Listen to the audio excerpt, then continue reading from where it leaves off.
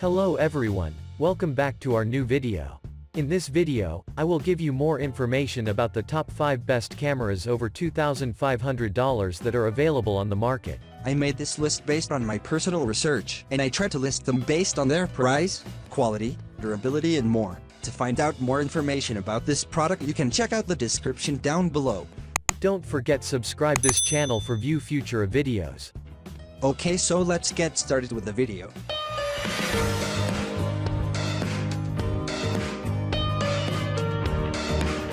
Starting at number 5, we have Canon EOS R5. The Canon EOS R5 is a versatile and capable full-frame mirrorless camera that can shoot 45 megapixel stills at up to 20 frames per second and capture 8K video.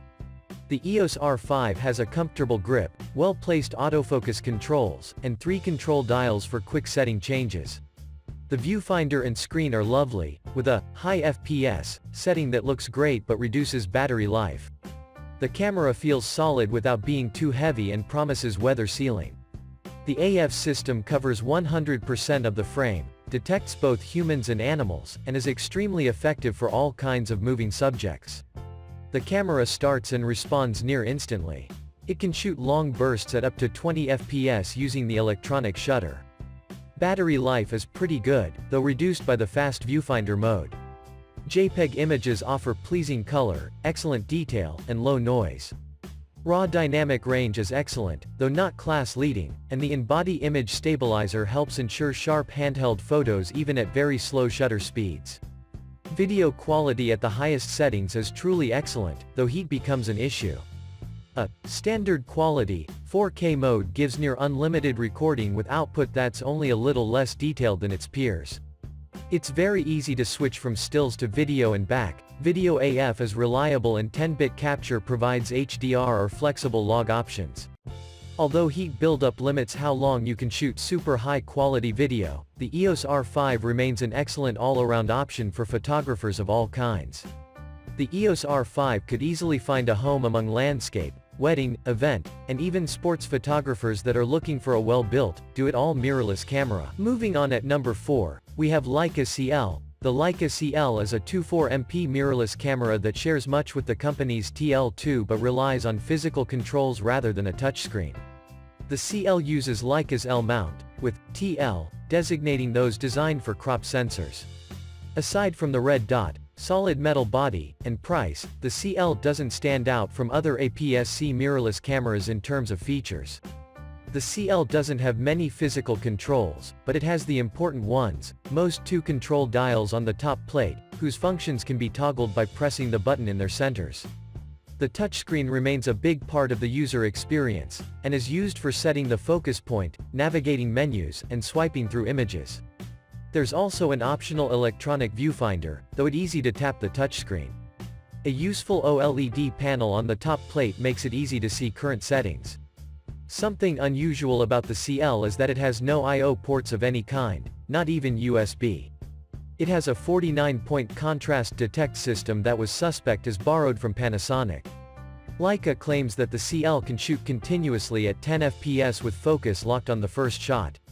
They don't provide a number for bursts with continuous AF, however.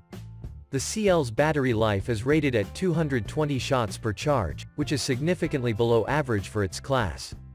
Again, it's too early to judge image quality, but tell you that the CL has an ISO range of 100/50000 and that Leica claims 14 stops of dynamic range. Raw images are saved in the standardized DNG format. The CL can shoot both UHD 4K at 30p as well as 1080/60p. A limited feature set omits zebra patterns or a mic headphone jack, though you can adjust the mic level and turn on a wind filter. A digital video stabilization feature is also available, though the field of view will be cropped. Leica cameras are never a bargain and, with a price tag of almost $2,800, the CL carries on that tradition. As always, it's a beautifully crafted camera that has a decent spec sheet, with the notable exception of 0 I/O ports. At number 3, we have Nikon D850. The Nikon D850 is a professional-grade full-frame DSLR. At its heart is an all-new 45.7MP sensor with backside illuminated technology. This sensor offers excellent image quality throughout the ISO range and maintains the useful ISO 64 setting from the previous D810 for expansive dynamic range. The grip on the D850 has been redesigned to be both slimmer and deeper, making this full-size, weather-sealed camera very comfortable to hold.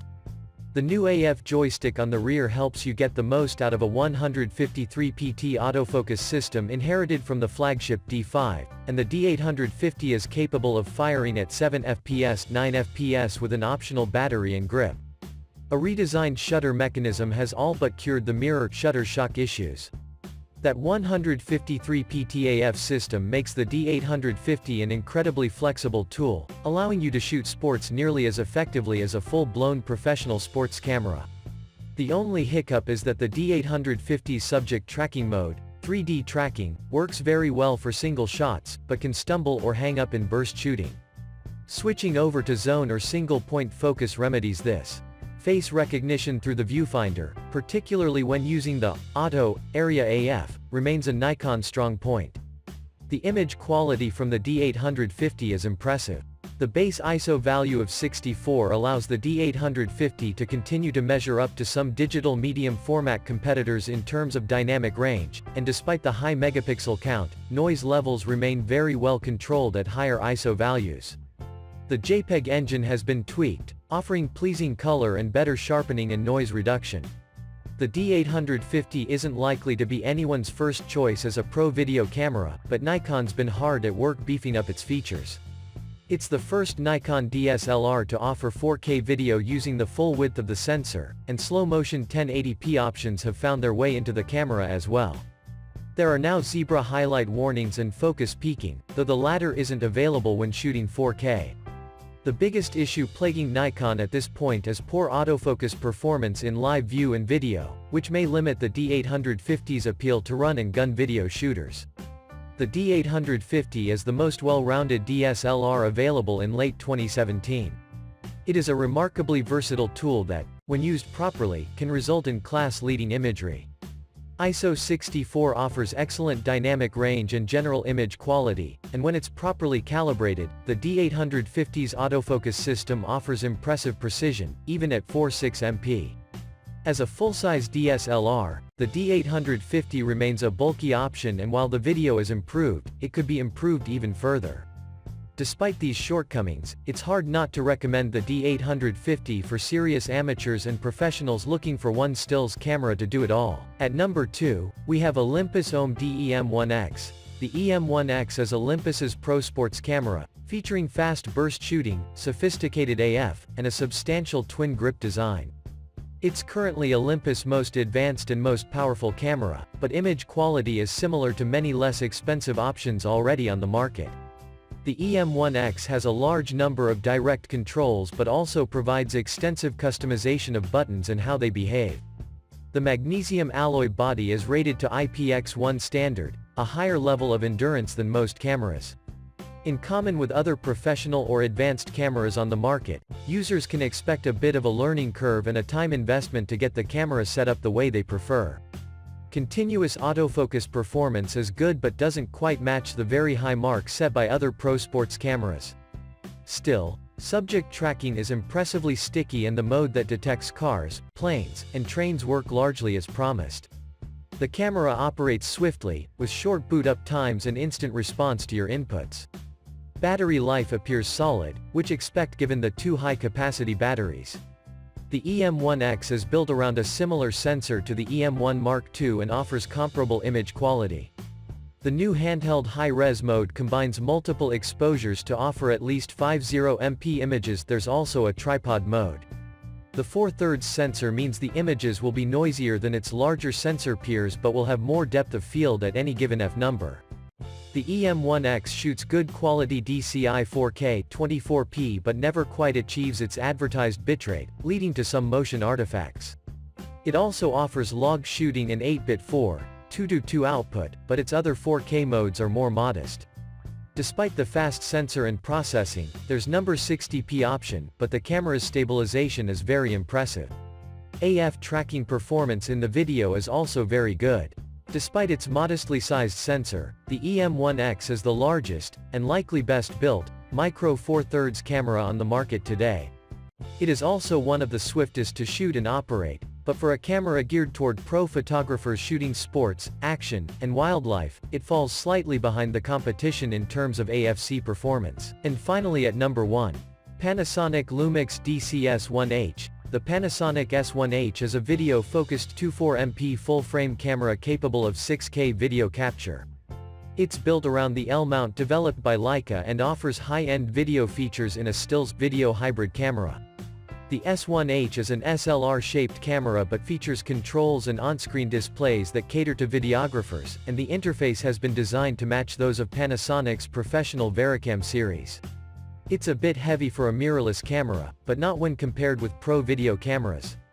The camera's autofocus uses depth from defocus, a system that builds a depth map to enhance its otherwise trial and error approach. It works well for stills and can deliver good results in video mode, but its subtle hunting and the risk of it drifting to other subjects means it's not 100% dependable. Although primarily intended as a video camera, the S1H shares much of its hardware with the standard S1, meaning it's also a very capable stills camera. The RAW files are very adjustable and the JPEG images are attractive. A low-pass filter reduces the risk of aliasing, meaning it'll be better than the S1 in some situations. S1H's video is very impressive. It's detailed without appearing over-sharpened and the camera provides extensive support tools, including stabilization, for video uses. The levels of the rolling shutter are worth being aware of, particularly in its full-frame mode, but otherwise, the footage is excellent with a good choice of color and gamma profiles. The S1H is big and expensive when compared to most stills cameras, but is compact and affordable when compared to anything else able to shoot such good footage. It's essentially a large sensor GH camera, shooting great footage and offering just about everything you might need.